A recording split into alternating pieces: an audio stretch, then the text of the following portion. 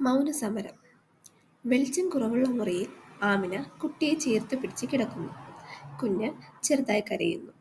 ആമിന മുലയൂട്ടാൻ ശ്രമിക്കുന്നു. പക്ഷേ വേദന കൊണ്ട് കണ്ണുകൾ ഞെരിച്ച് ചുണ്ടുകൾ അമർത്തി അവളത് സഹിക്കാൻ ശ്രമിക്കുന്നു.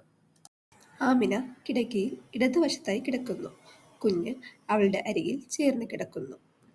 ആമിന നിസ്സഹായതയോടെ, കുഞ്ഞേ, കുടിക്കല്ലേ, എനിക്ക് വേദന. അവളുടെ അമ്മായിയമ്മ ഫാത്തിമ അകത്തേക്ക് കടന്നു വരുന്നു. ഫാത്തിമ: ഇങ്ങനെ കുട്ടിയെപ്പോലെ പെരുമാറരുത് ആമിനെ. സ്ത്രീകൾ തലമുറകളായി അതിജീവിച്ച കാര്യമാണിത്. കുറച്ച് കഷായം കുടിച്ചാൽ മതിയാകും. ആമിന മുഖം താഴ്ത്തി കണ്ണുകളിലൂടെ വേദന മറയ്ക്കാൻ ശ്രമിക്കുന്നു. ആമിന അടുക്കളയിൽ പാത്രം കഴുകുന്നു. മുഖത്ത് ക്ഷീണവും അസ്വസ്ഥതയും പ്രകടമാകുന്നു. പെട്ടെന്ന് അവളുടെ കയ്യിലിരുന്ന പാത്രം തറയിൽ വീഴുന്നു. അവൾ നെഞ്ചിൽ കൈവച്ച് കുഴഞ്ഞു വീഴുന്നു. ആമിന കിടക്കയിലാണ്. അവളുടെ മുഖം ക്ഷീണിച്ചിരിക്കുന്നു. കുഞ്ഞ് കരയുന്ന ശബ്ദം കേട്ട് യൂസഫ് മുറിയിലേക്ക് കയറി വരുന്നു. യൂസഫ്: ആമിന, നിനക്ക് കുറവില്ലേ?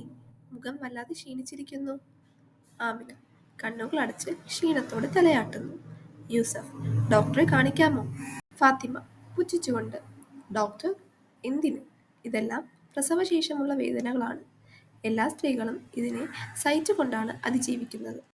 രാത്രിയിൽ ആമിന വേദനയാൽ ഉറക്കം വിട്ട് ഉണരുന്നു. വിയർത്ത ശരീരവും നെഞ്ചിൽ വേദനയും കൊണ്ട് അവൾ എഴുന്നേൽക്കാൻ ശ്രമിക്കുന്നു. ക്ഷീണവും വേദനയും കാരണം അവൾക്ക് എഴുന്നേൽക്കാൻ കഴിയുന്നില്ല. കുഞ്ഞിന്റെ കരച്ചിൽ ഉയരുന്നു. ആമിന സംസാരിക്കാൻ ശ്രമിക്കുന്നു. പക്ഷേ ശബ്ദം ഇടറുന്നു. അവൾ മെല്ലെ യൂസഫിന്റെ കൈ അമർത്തി പിടിക്കുന്നു. യൂസഫ് ആശങ്കയോടെ: ആമിന, എന്തുപറ്റി? അവൻ അവളെ എഴുന്നേൽപ്പിച്ചിരുത്താൻ സഹായിക്കുന്നു. യൂസഫ് വേഗത്തിൽ ആമിനയെ കൊണ്ട് ക്ലിനിക്കിലേക്ക് എത്തുന്നു. നഴ്സ് അവളെ നോക്കിയ ഉടൻ ഡോക്ടറെ വിളിക്കുന്നു.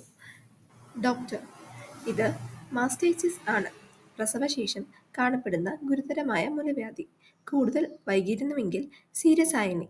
ആന്റിബയോട്ടിക്കുകളും വിശ്രമവുമാണ് ഇപ്പോൾ ഏറ്റവും പ്രധാനമായിട്ടുള്ളത്. യൂസഫിന്റെ മുഖത്ത് കുറ്റബോധം തെളിയുന്നു. നഴ്സ് മരുന്ന് നൽകിയപ്പോൾ അവൾക്ക് ആശ്വാസമായി. കുറച്ച് ദിവസങ്ങൾക്ക് ശേഷം വീട്ടിൽ ആത്മസന്തോഷത്തോടെ ആമിന കിടക്കയിലിരുന്ന് കുഞ്ഞിനെ മുലയൂട്ടുമ്പോൾ അവളുടെ മുഖത്ത് വേദനയില്ലാത്തതിന്റെ ശാന്തിയും തൃപ്തിയും അനുഭവപ്പെട്ടു. യൂസഫ്: നിന്റെ വാക്കുകൾ മുൻപേ കേൾക്കേണ്ടതായിരുന്നു. എന്നോട് ക്ഷമിക്കണം. ആമിന: ഇപ്പോൾ നിങ്ങൾക്കത് മനസ്സിലായല്ലോ. ഇനി നമ്മൾ പരസ്പരം മനസ്സിലാക്കാൻ ശ്രമിക്കും. കുഞ്ഞ് ശാന്തമായി മുലയൂട്ടുന്നു. പുറം വാതിലിലൂടെ സൂര്യപ്രകാശം മുറിയിലേക്ക് എത്തുന്നു. സന്ദേശം: മാതൃത്വം സ്ത്രീയുടെ മാത്രം പോരാട്ടമല്ല, കുടുംബം മുഴുവൻ ഒരുമിച്ച് കരുതേണ്ടതുമായ ജീവിത പാഠമാണ്. നന്ദി.